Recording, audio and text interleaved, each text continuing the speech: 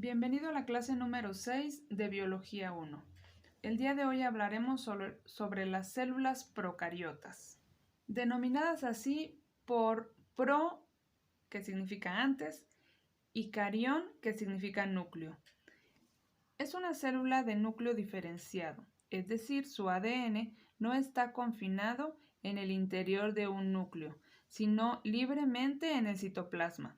Las células con núcleo diferenciado se llaman eucariotas. Procariontes es un organismo formado por células procariotas. Son células sin núcleo. La zona de la célula donde está el ADN y el ARN no está limitada por membranas. La célula procariota, también procarionte, organismo vivo cuyo núcleo celular no está envuelto por una membrana, en contraposición con los organismos eucariotas que presentan un núcleo verdadero o rodeado de membranas nucleares. Además, el término procariota hace referencia a los organismos conocidos como moneras, que se incluyen en el reino monera o procariota. Actualmente están divididas en dos grupos: eubacterias y arqueobacterias. Evolución. Está aceptado que las células procariotas del dominio Archaea fueron las primeras células vivas y se conocen fósiles de hace 3.500 millones de años. Después de su aparición han sufrido una gran diversidad durante las épocas. Su metabolismo es lo más divergente y causa que algunas procariotas sean muy diferentes a otras. Algunos científicos que encuentran que los parecidos entre los seres vivos son muy grandes, creen que todos los organismos que existen actualmente derivan de estas primeras células.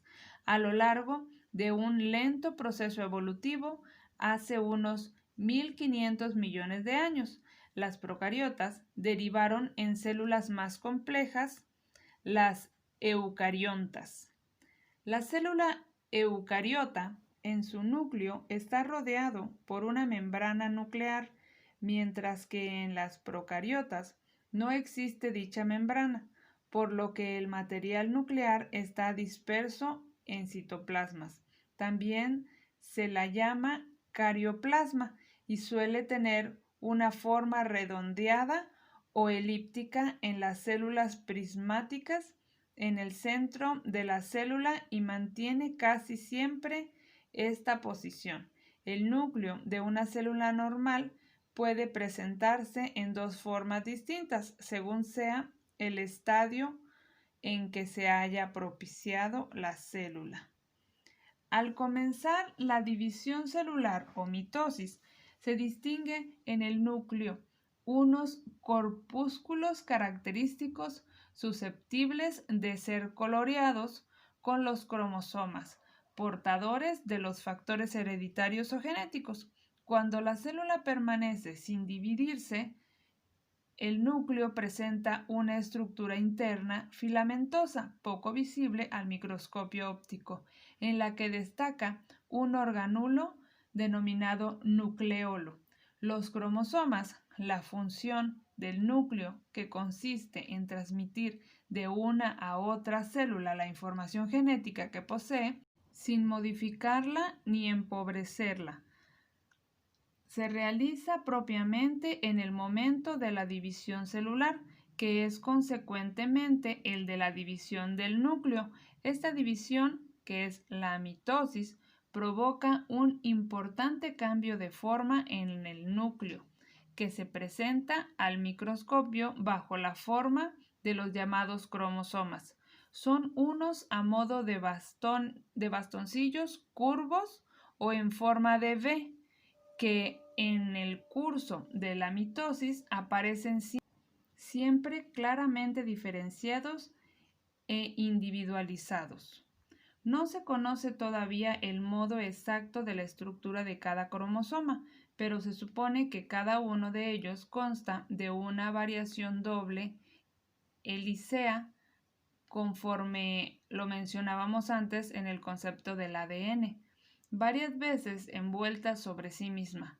El número de cromosomas de cada célula es constante para cada especie, pero se reduce a la mitad en las células germinales o gametos. En razón de este fenómeno, a esas células se les llama haploides, frente a la denominación de diploides que tienen las demás. Hablemos ahora sobre los componentes de la célula. Los líquidos corporales incluyen la sangre contenida en el sistema cardiovascular, líquido tisular o intercelular, que se encuentra entre las células y alrededor de ellas, y linfa, que drena el líquido tisular de regreso hacia el sistema venoso. También hay un intercambio libre entre sangre y líquido extracelular. Las sustancias intercelulares o extracelulares son materiales que se encuentran entre las células para darles sostén y nutrición. Este material da firmeza a los tejidos. Las células son las unidades estructurales de todos los organismos vivientes. Están rodeadas de una membrana que las aísla de su medio. La membrana, que es una barrera que separa el interior y el exterior celular, no aísla a la célula porque permite la comunicación que mantiene la integridad de la célula.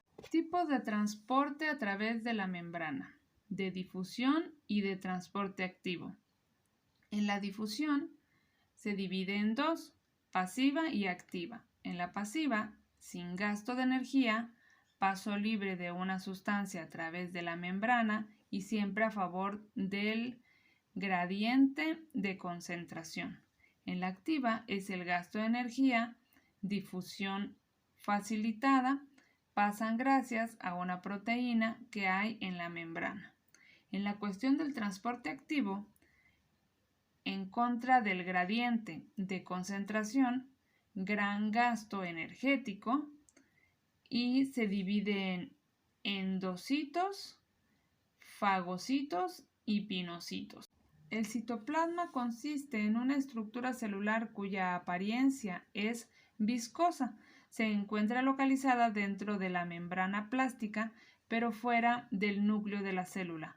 Hasta el 85% del citoplasma está conformado por agua, proteínas, lípidos, carbohidratos, ARN, sales minerales y otros productos del metabolismo. Además, en su interior están localizados ciertos organulos como mitocondrias, plastidios, lisosomas, ribosomas, centrosomas, esferosomas, microsomas, diferenciaciones fibrilares y las inclusiones.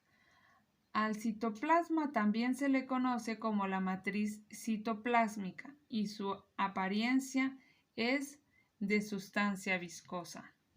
Aquí podemos ver en este cuadro la estructura del núcleo de la célula. Nos presenta el núcleo, el nucleolo, el cromosoma y nos dice la descripción de cada uno de ellos y cuál es su función. También podemos ver los organelos y podemos ver la estructura de cada uno de ellos, de los que ya pudimos haber hablado, pero aquí los puedes ver de nuevo. También recuerda que están las imágenes en la presentación para que puedas ver y localizar cada uno. También tenemos aquí el citoesqueleto y bueno, su estructura, que son las microtubulares, los microfilamentos, los centriolos, los cilios y los flagelos, que ya estuvimos hablando también de ellos. Está su descripción y su función. Por último, vamos a la tarea. En la tarea vas a realizar, como siempre, dos actividades. Y en la primera vas a realizar un cuadro sinóptico con los componentes de la célula que acabamos de ver en nuestra clase. Y por segundo, vas a localizar en la célula, que está el dibujo aquí a continuación, el nombre de cada una de estas estructuras. ¿Ok? Puedes buscar en internet o puedes ver en tu guía y también ahí viene la estructura y la forma de cada una de ellos. Asegúrate de analizar un poquito más la descripción de cada uno y nos vemos la próxima clase. Que estés muy bien. Bye.